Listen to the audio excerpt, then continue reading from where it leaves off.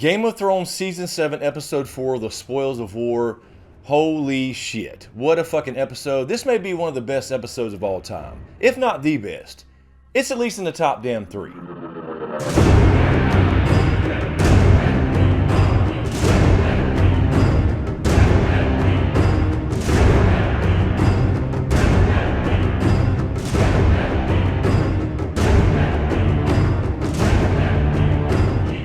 Hey guys, it's Chris and welcome back to SmokeScreen for another Game of Thrones Season 7 review video.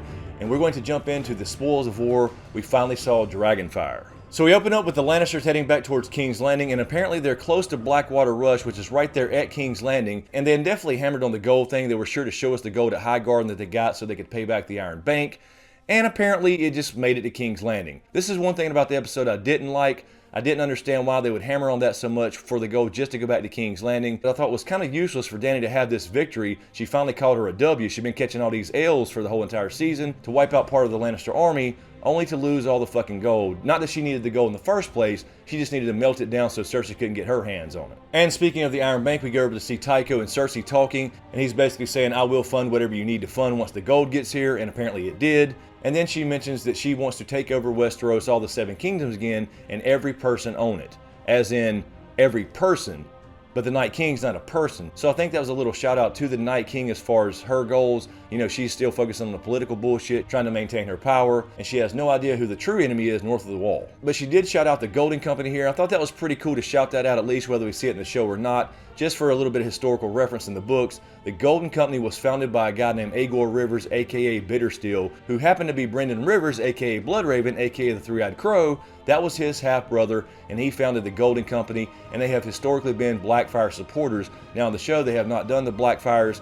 Blackfyres were the great bastards, so to speak, that were legitimized by Aegon V Targaryen, and Daemon Waters went on to take the name Daemon Blackfyre and formed House Blackfyre, and later on, Bloodraven's half-brother Bittersteel fled across the Narrow Sea and formed the Golden Company himself, and they typically supported Blackfyres. So I thought that was interesting that they threw that in there. I wonder if they're actually going to show them in the show. I wouldn't think they would bring in another group of sellswords or any other characters for that matter this late in the game, but I was really curious about the line Cersei said to Tycho when she said, there are a few things I would like them to recover as well. So I was thinking, was that a shout out to Brightroar, which would be the House Lannister ancestral Valyrian steel sword that was lost in Essos?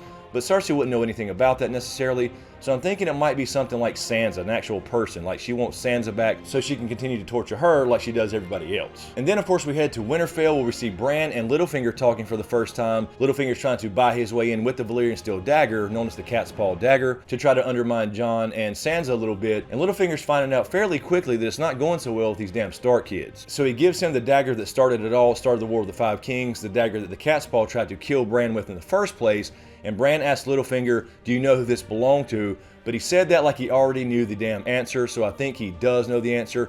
And we may find out that that belonged to somebody very important, or perhaps somebody in history, because later on Bran gives this dagger to Arya in the Godswood when they finally have their reunion. And I don't think he would just give that to her for no reason, so I do think this dagger will come back into play in the end game of our story. I did say this about a year ago in A Dragon Raised by Wolves, that I thought this dagger would come back into play. But Bran already knows who it belongs to.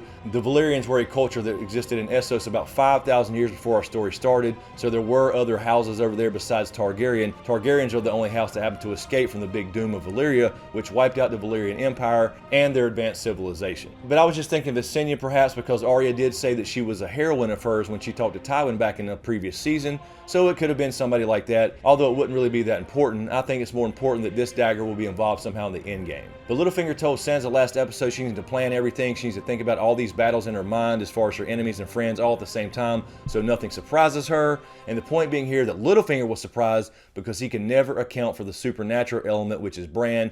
Bran knows and sees all, so Littlefinger knows he's fucked. Chaos is the ladder. Then of course Mira walks in, and this was heartbreaking as hell right here. Mira walks in saying, I'm going to go home. Bran already knew that. And he's like, yeah, I don't need you anymore, and thanks. And Mira's like, that's all you got to say? So I didn't really like that, although I understand the point being that Bran here is really not Bran Stark anymore. As a matter of fact, Mira did say you died in that cave. But this was damn heartbreaking to see Mira just take off and there was no love there whatsoever. I think we all kind of wanted a little bit of a love story there, maybe, you know, something with Mira and Bran later on down the road. I mean, we don't really know, you know, what doesn't work with him as far as just his legs. He is in a wheelchair now, showing how far everybody else is behind Dorne. So they're really trying to make us see that Bran is not really Bran anymore. He's got so much going on in his head. He's really a different different person, and I understand that, but this was damn heartbreaking as hell to see Mira just walk out the door and him show no emotion whatsoever after all those people died to save him. And then we see Arya come home. I really love this reunion here. I think it went a little bit better than I thought it would. Right up front, she shows how badass she is when she dodged the punch from the guys at the gate, just like the fucking Flash. She goes down to the crypts. Sansa meets her. I think this meeting went fairly well. I thought it would be a little bit awkward, and I basically think it played out like I expected it to as far as their stories. You know, how did you get back to Winterfell? It's a long story. Mine's a long story too, and not a very pleasant one. And then they embraced each other twice. The first time Sansa initiated the hug as they're standing there with Ned's statue, but after a little bit of conversation, Arya brings up her list. Sansa thinks she's joking, but then Arya actually embraces her and says, our story is not over, so we'll see where this goes. It was pretty touching when Arya was sitting in the courtyard of Winterfell while the two guards were arguing, and she was just looking around Winterfell, looking around the battlements. Think about that. She has not seen her home since season fucking 1 6 years ago. We see Arya meet Bran, like I just mentioned a minute ago, back in the Godswood at Winterfell, and Bran did show a little bit more emotion when Arya showed up. He did actually hug Arya back, and then they talk about the dagger. Arya finds out that Bran has these visions, and Bran says, I saw you at the crossroads. I thought you would go to King's Landing, but you came home. And Sansa's like, why would you go back there? And Bran was like, because Cersei was on her list of names. So then Sansa was like, oh, well, she wasn't fucking kidding. So I thought it was a pretty good reunion overall, considering emo Bran here, but I do understand what they're trying to do with this character. But I do think the dagger will come back into play in the end game, because Bran did choose to give it to Arya, as in he knows what she's going to do with it. We saw a quick shot of Brienne and Pod, and Brienne is learning to be nice to Pod. And then we saw a quick little shot of Littlefinger before we cut to the next scene. And the important thing here is you heard a raven while we saw Littlefinger, so that shows you that Bran's going to be involved in Littlefinger's downfall, because chaos is a ladder. And then we head to Dragonstone with Missandei and Dany, and of course they were talking about the little escapade that Missandei had with Grey Worm. So they talked about a lot of things happened. They were kind of smiling and gossiping. And then of course Jon Snow calls Dany down to go to the Dragonglass cave, and we did get to see the actual Dragonglass. And the very cool part about this episode, other than the Field of Fire obviously, was the cave scene here at Dragonstone when Jon shows Dany all the Dragonglass. But not only that, we got the Children of the Forest cave paintings, and I'm going to do a completely separate video on this, so I'll just mention this really quickly. I think overall it basically told the story of how the children of men were at war and how they came together at some point and made the pact at the Isle of Faces. I do think I saw that in there, so I'll talk about that in that separate video. But then, of course, you saw the Night King there. As Jon says, the enemy is real. He has always been real. And that makes Dany kind of believe it, but she still wants him to bend the damn knee. And I think Jon also wants Dany to bend her damn knees. A good heart? I've noticed you staring at a good heart. But there was a cool callback here to season 5 as well. I'm loving the callbacks this season when Dany says to Jon, your people chose you to protect them. What's more important, their safety or your pride? And that's exactly what he said to Mance Rayder back at the wall right before Stannis burned him. But he had such pride, he did not want his own people to see him bend the knee to Stannis, because that was their big thing. They do not kneel. So this was a very cool callback to season 5 when Jon said that to Mance Rayder, and now Dany's saying it to Jon. So Jon, I think, picked up on that pretty quickly, but I think it'll be a while before he actually bends the damn knee. So they're learning to respect each other more, and of course they're going to eventually make some Targaryen babies, I suppose. Dany comes out and finds out the news about Casterly Rock, and she is pissed at Tyrion. She's going to go a little bit Mad Queen here, and I think this was pretty well done. I mean, she's going to show little signs of that because she is a Targaryen and she does want a little bit of fire and blood. But I think this is going to continue this little dance here, so to speak, of Tyrion kind of trying to keep her in check as far as don't be burning a bunch of shit up. But you know, then again, she needed to this episode because she needed a damn W. But I did enjoy this scene because she also asked Jon what he thought, so it shows she is willing to hear counsel. And Jon said he would never presume to advise her. She says, what should I do? I'm losing this damn war. And he basically tells her, if you melt castles and burn cities, you're just more of the damn same. And then we head back to Winterfell with Arya and Brienne training in the yard, and this was badass. Apparently we missed a lot of her damn training. She looked like fucking Neo from the Matrix. She showed how badass she was. This very much surprised Brienne, as well as Pod and now Sansa and Littlefinger looking on as well. Now Brienne did get a little stomp kick in there, but it was just to show this badass pose when she hopped right up and went right back to work with the dagger after losing her sword. And she was smiling the whole time. And I really loved the line when Brienne said, who taught you how to do that? And of course she said, no one. But then to further the cause that a lot of people think that Arya will be the one to dispatch Littlefinger at some point, Littlefinger looks down with Sansa. Sansa looks a little bit concerned, I guess you could say. I didn't really see any jealousy like we were talking about last night in the live stream, but I did see a little bit of concern, as in, damn, she's really learned all these skills and she has this whole list thing. I'm worried about who she's become. But of course, Littlefinger also nods to Arya and sees how skilled she is as well. He's a little bit worried and she gives him the damn stare down. So this of course leads a lot of people to believe, including myself, that she will be the one to actually dispatch him with that Valyrian steel dagger. We head back to Dragonstone with a scene with Jon and Davos, and I really love this scene of dialogue here. Davos is funny as hell here. She has a good heart. A good heart? I've noticed you staring at a good heart. Jon tries to change the subject as they head down the stairs at Dragonstone, and he says, how many men do we have in the north to fight the Night King? 10,000 or less? And Davos says fewer. And of course that was a callback as well to season 5 when Stannis was at the Night's Watch and corrected the Night's Watchman and said fewer. Fewer. What? So not only has Davos learned how to read, he can now enunciate and he knows the rules of grammar. They run into Missandei, and the idea behind this scene was she was basically vouching for Dany. Jon didn't realize that they were all actually free, and that's basically what Missandei explained to him and Davos, that if I wanted to go home, I could tomorrow. We didn't choose our queen because of some king we never knew, but we chose her. So that makes Jon rethink Dany a little bit more as we head towards this relationship as it builds up and somebody bends the damn knee. Theon shows up and Jon approaches him as he looks to kill him because what he did to Robb, of course he's the one who betrayed Robb, got Winterfell sacked in the first place, which led to the Boltons taking over, etc.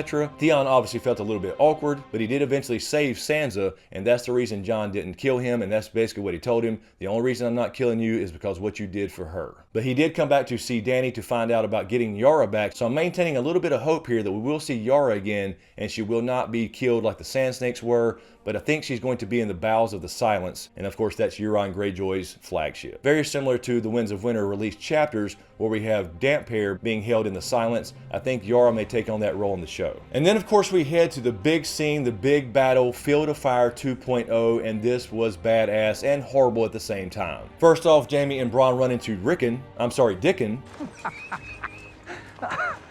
And of course, that was the second time that joke had been made about his name being Dickon. He had been pretty shaken up by the battle at Highgarden because he knew those people and he had never really experienced battle before. And Bronn says, yeah, people shit themselves when they die. They didn't teach you that in fancy lad school. And then we hear the Dothraki horde coming and they're bringing the damn storm themselves as far as a cloud of dust behind them. And this was just badass to finally see the Dothraki in an open field. Robert Baratheon had alluded to this in season 1 when he spoke with Cersei about the last thing you want to do is meet the Dothraki in an open field. And this is exactly what happens, and now we see why. In combination with Drogon and Dany flying above, burning the shit out of everything and everybody, this was basically a damn slaughter. And what I really dug about this scene, apart from the actual visuals, which were stunning as hell as far as a dragon fire, we had been wanting to see this for a long time, dragons in actual battle, is the conflict you felt during this scene. It was very similar to Battle of the Bastards. They followed Bronn through all the chaos. You were kind of following his point of view, but you like Bronn, and you like Jaime now. Most people do. But yet they're enemies with Team Targaryen, Dany and the Dragon and the Dothraki, who you're also pulling for. So this was really an emotional roller coaster. You really loved all the visuals. You loved seeing the dragon burn shit up. It was badass. It's everything we ever wanted to see as far as Game of Thrones,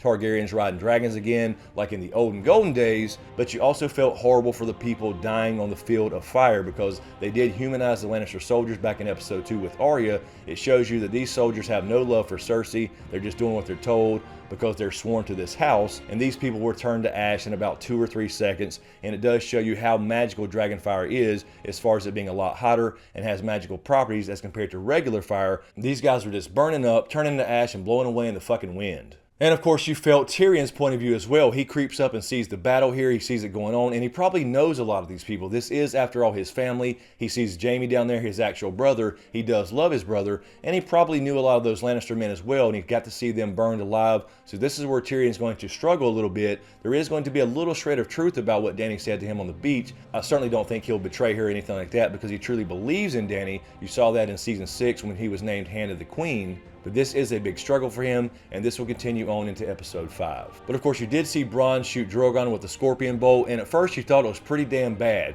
He did get shot in the shoulder, very similar to Khal Drogo, because that's where his little gash was. But then he actually recovered, and once he landed, you realized how small that thing actually was. And Jaime gets the bright idea to charge and try to kill Dany to try to end the war right then and there, while Tyrion's up on the hill saying, please, motherfucker, get the fuck out of here. And of course, at the last minute, Drogon, being bonded with Dany, turns to see her in danger and starts to breathe fire, and Bronn saves Jaime linebacker style and knocks him in the damn water. I thought it was a little odd how deep that water was when he was just basically riding on the edge of it. This is Blackwater Rush. This is essentially a river that runs into Blackwater Bay near King's Landing. But either way, I digress. The show ends with Jaime sinking down to the bottom, and I think he'll be okay. I think obviously he'll be pulled out of that water. He is sinking because he has all the armor on and the gold hand, which he may have lost that, and we'll possibly get a meeting between him, Tyrion, and Dany next episode when they have their little post-battle parlay that we saw in the preview for episode 5, and I already have done a video on that, so you can check that out for the episode 5 preview. Anyway guys, that's all I had. Let me know what you think in the comments below. How did you rate this episode? I don't really do a rating scale, but I will say this has got to be one of the top episodes for me of all time, not just because of the Field of Fire, but because the cave scene and the history we got with Jon and Dany in the cave, that was pretty damn cool. The conflict, all the callbacks, really digging this season so far. So what do you guys think? Best episode ever? One of your top 3? I think it's definitely in the top 3 or 5 episodes of all time for this series. And that's saying a lot. Anyway, thanks for everybody stopping by the live stream again last night. We apparently hit number 5 on live trending again, so very, very cool. Thank you guys for stopping by, and we'll continue that throughout the season at 10:30 Eastern Standard Time as well. And thank you for all the support, especially to you guys on Patreon, and a huge shout out to my executive Patreon SmokeScreen producers, Griffin, Volgot10, Lala Gig, Kissa Powell, Marylin Bentley, Marc Joseph, aka the Snow in Winterfell, JoAnna, Sean Hayes, Anonymous, Doc Holiday, Goska, HoonJive, Kieran D20, Nicki Snow, Lo Horton, Erin Habig, Ashley May, Brian Solarz, Dean Bwell, Karla Stark, John Carey, Anastasia, Jason Landers, and Rhiaanon. Thank you guys so much. I really appreciate the support. And to everyone out there on YouTube land, I really appreciate it. We just hit 50K subscribers not too long ago. I never thought this thing would get beyond 1,000 subs a long time ago. And I know that's cliche to say, but you really, really don't know what's going to happen when you start a damn YouTube channel. So I really appreciate it. Glad you guys enjoy. If you dig what I do here, please like and share, and please subscribe to get everything, and be sure to click that damn notification bell so you're notified when I drop a new video.